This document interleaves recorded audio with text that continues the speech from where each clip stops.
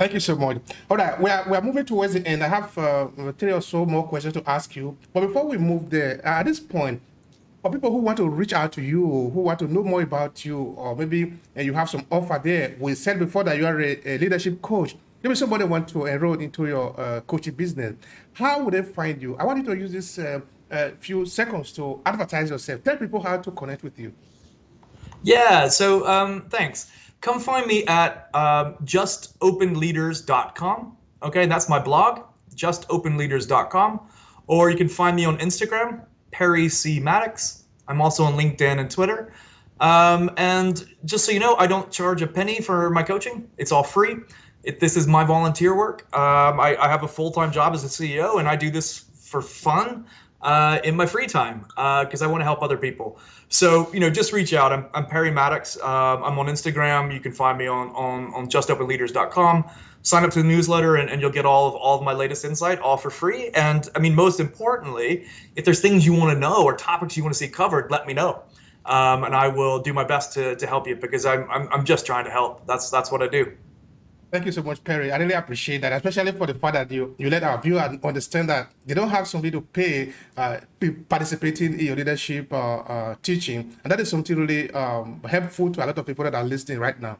All right, looking at those people again, I want to believe that there is somebody who is looking for a way to learn to aspire to be like you, no, who can also deliver. Because if you don't have this quality, you cannot teach what you don't have, no. So what I'm asking you now is that what programs, what tools are out there that people can tap into for them to be able to fine tune their leadership quality? Say, for example, I don't know, maybe you were in a group, you have developed a kind of a leadership quality, but you're not really on the top of it yet, but you really would like to improve. What are the tools out there that can help people to improve their quality, their leadership quality, or something like that? There's a lot of good stuff out there. There's a lot of good stuff out there. I mean, it's going to look different in every country, but there will be kind of leadership groups and young professionals groups and probably speaking clubs and I think civil society organizations offer a lot in the leadership space, and simply getting in there and practicing is important. It's probably the most important thing. They say in human resources that 70% of what we learn on the job, right? And so, the most important leadership resource is getting out there and getting involved and taking action, in community groups or in business or whatever it is, and just being part of those processes, right? And I tend to think that you want to look for organizations to be part of where you can get more experience. I'm 40, right? And I've got at least 35 more years worth of work before I can even think about retirement, right? So, I've been working for 20 years, but I got 30 ahead of me easy, right? So this is still, this is a very long game. And I think a lot of people who are 20, 25, 30 are going, oh, I want leadership now. And it's like, if you can get it, great. But don't give up in the meantime because you've got a long time to go before you kind of rest. And so how do you keep building the experience and how do you get into organizations where you're going to get more exposure? And sometimes that means going into a smaller role in a bigger organization. And sometimes that means going into a bigger role in a smaller organization and moving around, right? But use that 70% of on-the-job training well. After that, the other 30% of growth comes from, mentorship and coaching usually is about 20%, and 10% is kind of formal training. So I think the 20 and the 10, you can get a lot of that online, but you can also get a lot of that in person. There will be mentor networks out there. You can poke around and find them. Some will be associated with civil society and NGOs. Some will be associated with business. But there are a lot of young leader kind of networks out there, which are great. I also think you can get a lot of this online. I've been surprised how much leadership coaching happens on Instagram, on LinkedIn, on blogs. My blog is all about leadership coaching. And it's like, last week I was like, how to spot fraud. This is how you find fraud, okay? And you can read that blog, and what that'll tell you is everything that I learned in 10 years of training on how to get, how to spot fraud.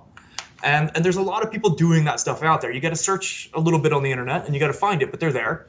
And there's a lot of free training courses too. LinkedIn is doing a lot of free training these days, and there's training courses on all kinds of professional development stuff. And all you have to do is sign up for LinkedIn, which is free, and go find their kind of training course section. And you can take a lot of basic training courses on professional communication, on the basics of interviewing, on all these kind of career skills that you need. And I think, to a lot of people, I would just really advise you, don't spend money until you have to. Okay. There's a lot of great leadership books out there. And there's a lot of people like me who read those books and convert them into, blogs or ideas. And, you follow a couple of us out there. And there are some really good leaders, and all you have to do is get on LinkedIn or whatever and search leadership coaching or search leadership development. And you're going to find a ton of people who want to tell you a whole lot about this journey. And I think that's really, really helpful because anybody can do that. If Yeah. you can get somebody else in your life to kind of coach and mentor you, that's even better, So maybe you find another leader in your space who's, 10, 15 years down the line, and you say, hey, look, can I take you out for a coffee once a month? Or would you like to meet once a quarter? And you get a couple of people like that in your life, and you talk to them about your journey, but also, they're going to want to help you with your problems as well, and they're going to share their experience. And I think, those are the ways. But a lot of people go, oh, I need to take a leadership course. It's like, first of all, there's a lot of free leadership content online. Second of all, there's a lot of people in your community who will have leadership experience, all the way to those elders we were talking about. Sit down with them and just talk to them for a couple hours and get a sense of their story and what have they learned. And the most important thing is to find a job that allows you to grow. Thank you so much for that. Thank you. In fact, you already tapped into the second question I wanted to ask you, where I was going to ask you to give me some recommendation on how to become a people-oriented leader. Anyway, now I'm going to match that with the last question, which was going to be about your final reflection on how to develop leadership quality or ability, as it were. Now, because we have actually talked about a lot of things, a lot of positive and really great things. This podcast episode today has really been very rich with the sharing that you did here. So I really want to thank you so much, Perry. Now, to conclude this podcast, this is your final reflection. I don't know what kind of a message you want to leave with the people that have listened to you up to this point. It can be, like I was saying before, some recommendation on how to become a people-oriented leadership. And that because we believe in this podcast, in our project, that leadership should be about the people, not about themselves. It should be about the people. So we call it people-oriented leadership. So I don't know. Go ahead and leave your message with the people. So thank you again. But look, I think way to go. If you're listening to this podcast, and if you're listening to this great work that's being done, on people-oriented leadership, you're halfway there. Leadership is as much an attitude as it is an attribute, and it is wanting to lead and wanting to serve. And people-oriented leadership is the only real leadership for me. We don't lead spreadsheets, we don't lead charts, we don't lead numbers, we lead people. And if this is what you're interested in and passionate in, you're already on the way. And what I would suggest is embracing that journey and understanding that it is a journey and understanding that you can lead now. Don't let anyone tell you have to wait till tomorrow to be a leader. Okay, you might have to wait till tomorrow to get a role, but you can lead change in your life, in your community, in your family, in your wherever today. Okay, and leadership, we can't afford for people like you to wait to lead.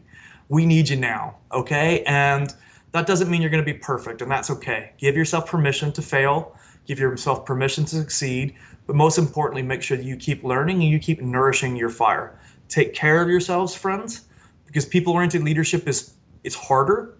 Okay, it takes more energy out of you, but it will create better results, and it will ultimately fill your tanks, fill your passion, and make you a better leader as you go.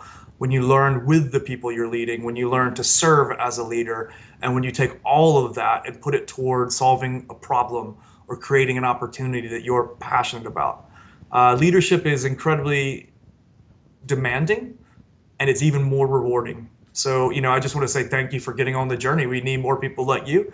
And keep listening to the podcast and reach out to me on Just Open Leaders. And, between these two places, we'll do our best to help you. All right. Thank you so much, Perry. I really so appreciate it.